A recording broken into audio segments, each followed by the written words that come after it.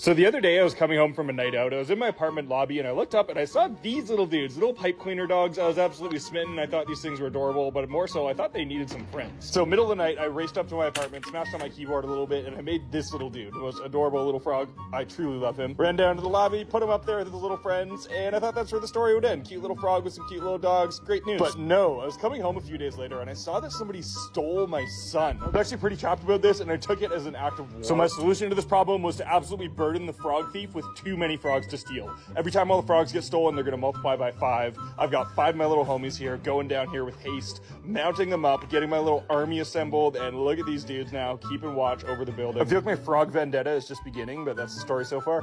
You guys want me to try to hook up a motor to this mechanical 7-segment display so I can automate it? I think we can figure that out. So I went over to my workbench and I grabbed one of these stepper motors. These are just motors you can control the position of really precisely. I'm going to use this microcontroller to power them and just plug them into one another. Then I wrote some super basic code. Now we got the motor up and running. Now we just got to mount this to the display somehow, which is a perfect job for the 3D printer. I use 3D models made by Engineezy, who actually made the model for the 7-segment display. This model is incredible front to back. Once I had those parts printed out, I grabbed the 7-segment display and it was just a matter of assembling them all together. 2 minutes later, and we got it all rigged up, and now we got the stepper motor plugged into the microcontroller, and then that plugs into the computer. We're going to write one more batch of code and click. Now this is just test code to scroll through all the numbers, but even this alone is so satisfying to me. I mean, listen to it and look at it. So mesmerizing, but I wasn't going to settle with just one number for this project. I wanted 2, so I printed a second apparatus, rigged those up, and look at these things. Again, these are so sick. Now it's time to actually do something with them, but I don't know what. I had an idea, but I needed a button, and I didn't know where to get one.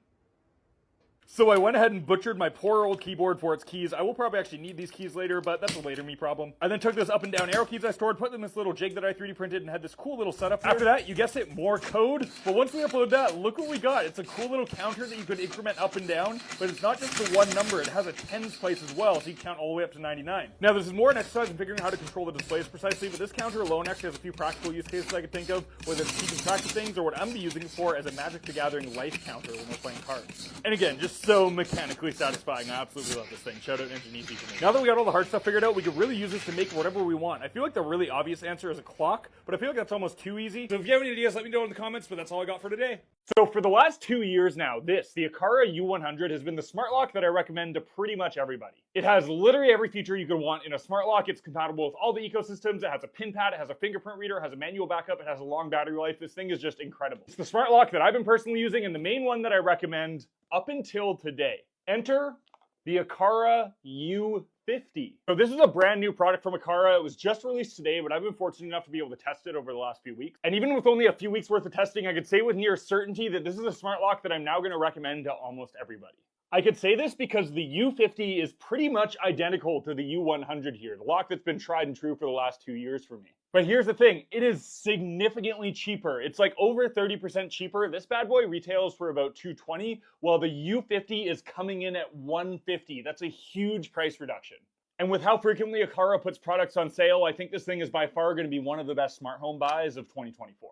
Now, despite the cheaper price, you're still getting all of the primary features that you'd want out of the Aqara smart lock. You're still getting the pin pad, you're still getting the manual key backup, and most importantly, you're still getting Apple Home Key support, so you get to lock it totally seamlessly with your watch and phone. One thing most people don't know about Apple Home Key is you don't actually need to open up your Apple Wallet to unlock your door. All you need to do is tap your phone or watch, whether it's locked, unlocked, or if you're in any apps, and it will always open up your door. This feature is incredible and is available on the U50. You then, of course, have full Apple HomeKit, Google Home, and Amazon Alexa support. The literal only difference between the U100 and the U50 is the fingerprint reader. The U50 does not have a fingerprint reader, which that might seem like a pretty big downfall, but I found with combination of Apple Home Key, the pin pad backup, and all the automations I use with my smart lock, I literally never use the fingerprint scanner on the U100. Now, that's not to say the fingerprint reader on the U100 isn't an incredible feature, but for when you consider the savings that you get, overall bang for your buck, overall smart lock, I'm gonna have to give it to the U50. The price for functionality you get on this thing is absolutely insane. Anyway, as a smart home enthusiast, I've always said the smart lock is one of the most important devices you could set up in your smart home. Between the automations that it offers that generally makes your life more convenient, from doing things like having the door automatically unlock when you leave the house so you don't need to worry about it, or having more advanced automations like this one where I use my Aqara G3 Camera Hub as a motion sensor so that whenever I walk into my office, the door automatically locks in my home. This makes it so no matter what, I never forget to lock the door when I'm inside. I think it's really incredible of Aqara to be making more price accessible products like this while still making them feature rich with all the things that we really need as true smart home enthusiasts. Another really cool thing on that front is after 2 years of fanboydom, Aqara did actually sponsor me and sent me these products for this video. That being said, they have no influence on what I'm saying or anything. They're seeing this video at the same time you guys are. But for the sake of transparency, I did want to make sure I let you guys know that. Anyway, if you're looking for a smart lock, I think the Aqara U50 is now my absolute go-to recommendation, unless you do need that fingerprint scanner, in which case the U100 is still a very viable choice. The U50, I think, is the winner from a sheer bang for your buck perspective. If you guys have any questions at all, let me know in the comments. I will have this linked in my bio if you want to check it out for yourself. Other than that, thank you guys for watching, and I'll catch you in the next video.